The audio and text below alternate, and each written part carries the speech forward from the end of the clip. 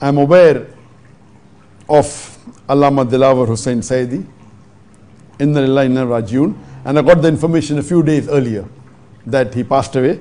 May Allah subhanahu wa ta'ala grant him Jannat al-Firdaus.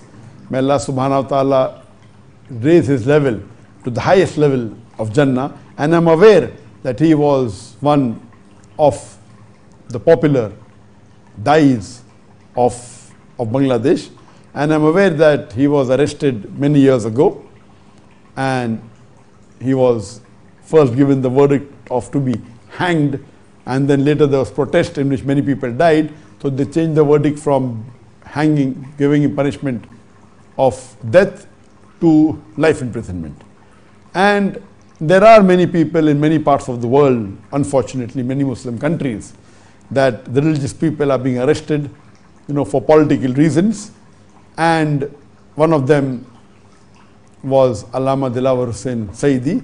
And a couple of weeks earlier, his son had come to meet me. He had come earlier also in Malaysia, but a couple of weeks earlier, he had come to meet me and he gave the translation of his father that he had done in Bengali, his book.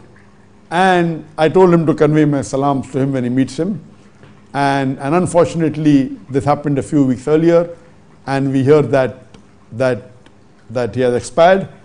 And it's happening that now we see that there are many of the great du'ats and great scholars, they're passing away, and it's a loss to the Muslim Ummah. And we know that he had done great work in spreading the message of Allah subhanahu wa ta'ala. And we pray to Allah subhanahu wa ta'ala that may He give him the highest level in Jannah, and may He give him a place close to the Prophet Muhammad sallallahu alaihi wasallam and the Anbiyas and the Khulafa Rashidin and the Sahabas. Ameen.